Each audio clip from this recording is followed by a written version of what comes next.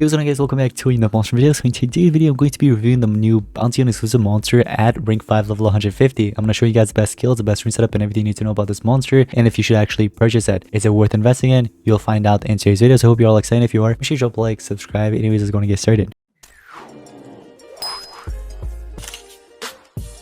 So here we have Kawborg at rank 5 level 150. Let's go ahead and start off with the stats. Stats are very important. We have about 51,072 power, 1.1 million life, and then 19,456 speed. Now the speed isn't really like super high. I do like the strength. I think the strength's pretty nice, and then the life as well. Combining those two, that's not bad.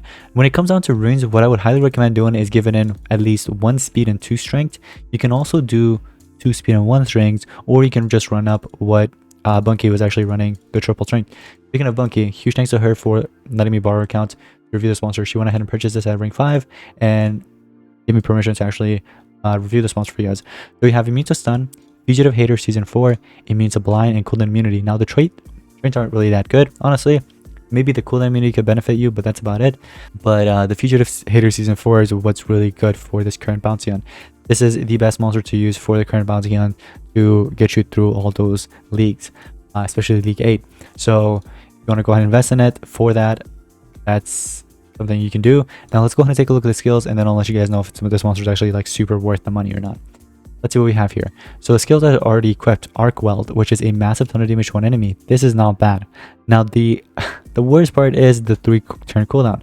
Now I'm not sure if you guys know, but in the past, well, I mean, there are monsters right now that actually exist, but previous bounty on monsters, especially those ones, there are actually a few that has massive ton of damage or massive magic damage, whatever element that is.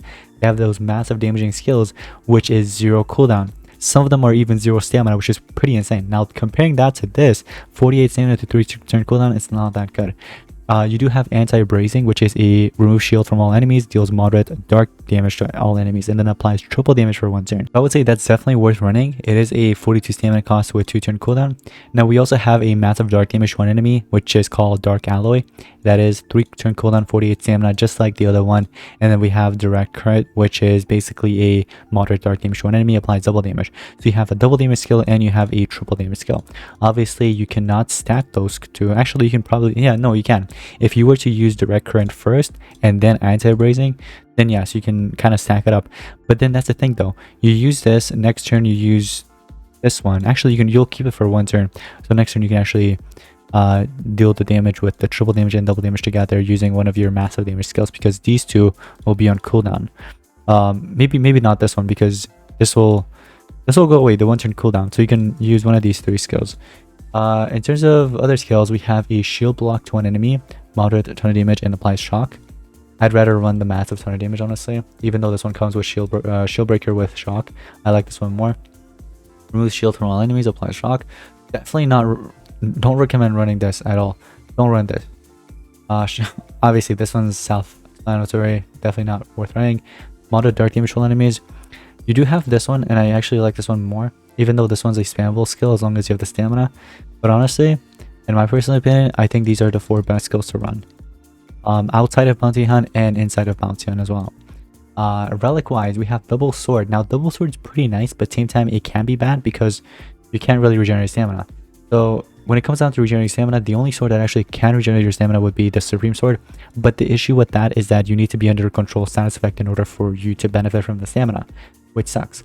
The double elements is actually pretty nice too. Thunder and dark, I like that.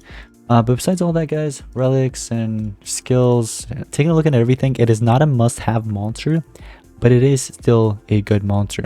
Like, it's not bad entirely, but it's also not a must-have, if that makes sense.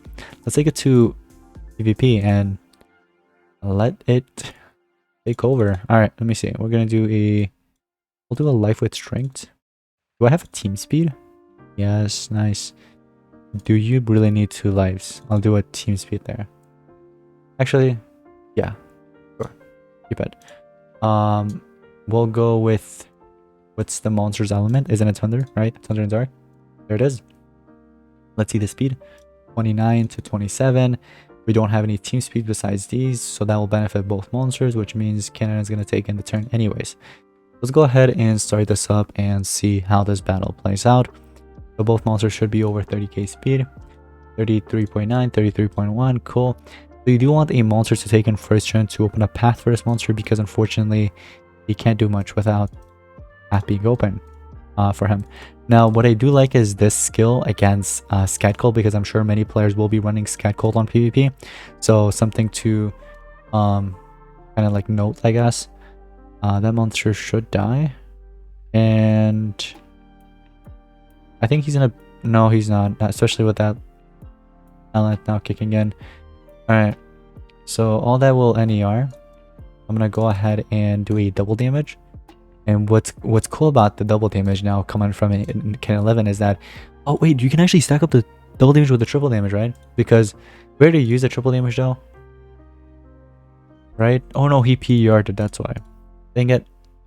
It's cool. Now here's the issue, like I said. Fortunately, this monster cannot do anything when there is a specific like shield element, like shield positive status effect, kind of like blocking his way. So that's why you always need to open up the path for him, because he can't really do it himself. He doesn't have any PER skills, he doesn't have Pierce, which sucks, so yeah, can't really do much. And we get hit with CDA, that's what happens.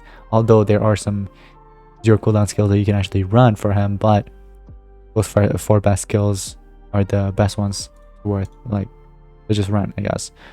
So that monster should die from the toxins. I'm not really worried about him.